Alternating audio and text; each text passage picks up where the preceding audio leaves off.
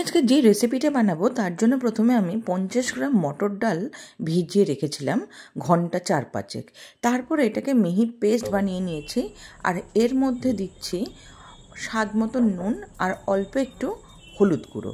ওটাকে দিয়ে খুব ভালো করে ফেটিয়ে নেব যাতে বেশ ফ্লাফি মতন হয়ে ওঠে সেই পর্যায় পর্যন্ত।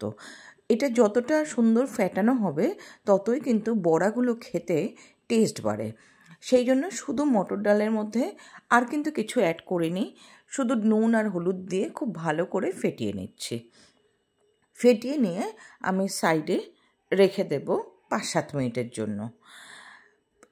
এটা কিন্তু বানাচ্ছি মটর ডাল দিয়ে মোচা। এই মোচাটা একটু অন্য রকমভাবে বানাবো। কড়াইতে আমি তেল নিয়েছি, যতটা পরিমাণে মটর ডালের বড়াগুলো ভাজা যায় সেই পরিমাণের তেল নিয়ে নিয়েছি। আর অল্প অল্প করে বড়ার শেপে এগুলোকে দিয়ে খুব ভালো করে সময় নিয়ে ভেজে নেব। আমি কিন্তু পুরো ব্যাপারটাই খুব বেশি হাই ফ্লেমে করিনি, মিডিয়াম টু লো ফ্লেমেই রান্নাটা করেছি।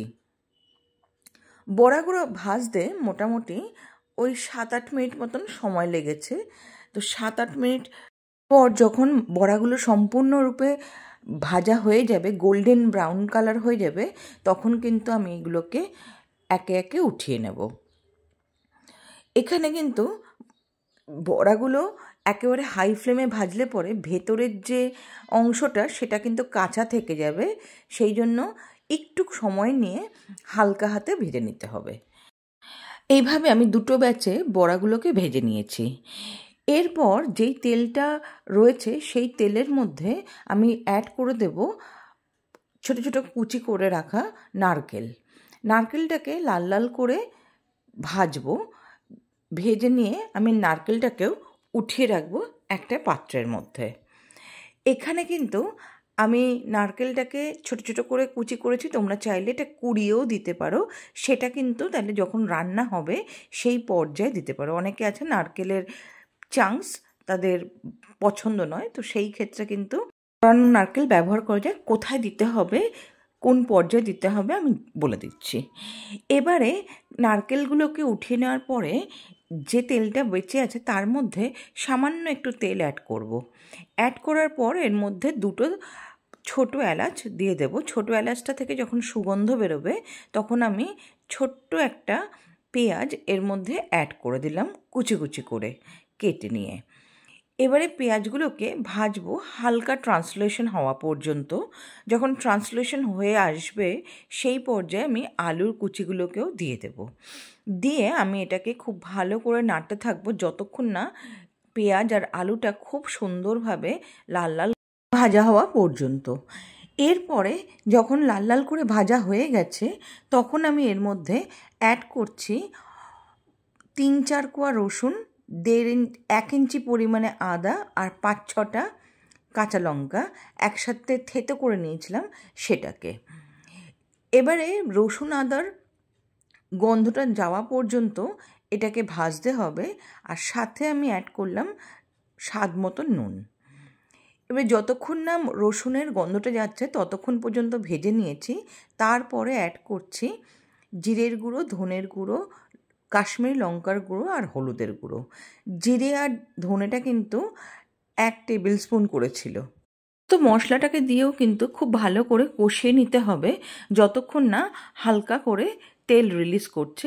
আমি কিন্তু যাতে মশলাগুলো লেগে না যায় অল্প একটু জল অ্যাড করব। জলটাকে অ্যাড করে আবারও খুব ভালো করে কষিয়ে নেব। যেই জলটা অ্যাড করে কষাতে শুরু করেছি খানিকক্ষণের মধ্যে কিন্তু তেল রিলিজ করতে শুরু করে দিয়েছে। সেই পর্যায়ে আমি আগে থেকে ভেজে রাখা নারকেল কুচিগুলোকে অ্যাড করে দিলাম। যারা নারকেল কোড়া দেবে তারাও কিন্তু এই পর্যায়েতেই নারকেল কোড়াটা দেবে। দিয়ে খুব ভালো করে কষিয়ে নিয়ে এবারে অল্প একটু জল অ্যাড করে ঢাকা দেব, কারণ যাতে আমার আলু যে দেওয়া হয়েছিল আলুর পিসগুলো যাতে নরম হয়ে যায়। দেখো আলুর পিসগুলো নরম হয়ে গেছে। এবারে আমি এটার মধ্যে আগে থেকে সেদ্ধ করে রাখা মোচাটা দিয়ে দিচ্ছি। আমি কিন্তু মোচা শুধু জল দিয়ে সেদ্ধ করেছি, কোনো নুন বা হলুদ দিইনি। তোমরা যদি চাও সেটাকে কিন্তু করতে পারো, কারণ আমি যে মোচাটা নিয়েছিলাম একেবারে কচি ছিল মোচাটা, আর কোনো কষ্টানি ভাব ছিল না। সেই জন্য আমি কোনো রকম নুন আর হলুদ দিয়ে সেদ্ধ করিনি। মোচাটাকে দেওয়ার পরে ভালো করে নাড়াচাড়া করতে থাকবো। খানিক নাড়াচাড়া করার পরে এটাকে আমি ঢাকা দিয়ে মিনিট 5-10 জন্য রেখে দেব। তাহলে কি হবে, মোচার যে মশলাগুলো সেগুলো কিন্তু এই মোচার মধ্যে লেগে যাবে, আর সাথে মজতেও থাকবে মোচাটা। যতই সেদ্ধ করা হোক না কেন, মোচা কিন্তু একটু না মজলে ভালো লাগে না। আমি এর মধ্যে 1 টিস্পুন চিনি অ্যাড করলাম। যেহেতু মোচার রান্না হচ্ছে সেই জন্য একটু চিনি কিন্তু ম্যান্ডেটরি। চিনিটাকে দিয়েও খুব ভালো করে কষিয়ে নিতে হবে যতক্ষণ না পর্যন্ত মোচাটার জলটা শুকিয়ে শুকিয়ে আসছে। এবারে হালকা হালকা করে জল যখন শোকাতে শুরু করেছে, তখন যে ভেজে রেখেছিলাম বড়াগুলো সেগুলোকে কেটে কেটে এই মোচার মধ্যে দিয়ে দিচ্ছি। এটা কিন্তু আগেকার দিনের মাসিমারা বা মারা খুব সুন্দর করে রান্না করতো। সেই ক্ষেত্রে হয়তো পেঁয়াজ রসুন অ্যাড করতো না। নিরামিষ মোচা তো আমরা ম্যাক্সিমামই খেয়ে থাকি, কিন্তু আমিষ মোচাটাও খেতে খুব খারাপ হয় না। তো অবশ্যই রিকোয়েস্ট থাকবে তোমাদের কাছে, এইভাবে একবার মোচাটা রান্না করে খেয়ে দেখবে, হাত চাটতেই থাকবে। এবারে দেখো প্রায় শুকিয়ে এসছে মোচার জলটা। আমি দিয়ে দিলাম এর মধ্যে গরম মশলা আর অল্প একটু ঘি। এই দুটোকে দিয়েও খুব ভালো করে নাড়াচাড়া করব যতক্ষণ না পর্যন্ত ঘি গরম মশলাটা খুব ভালো করে মোচাটার মধ্যে মিশে যাচ্ছে। যখন মোচাটার মধ্যে সমস্ত উপকরণগুলো একেবারে মিশে একটু মন্ড টাইপের হয়ে আসবে, তখন কিন্তু আমি এটাকে পরিবেশন করব গরম ভাতের সাথে। এটা কিন্তু ভাত অথবা রুটির সাথে কিন্তু অনেকেই মোচা খায়, ভালো লাগে খেতে।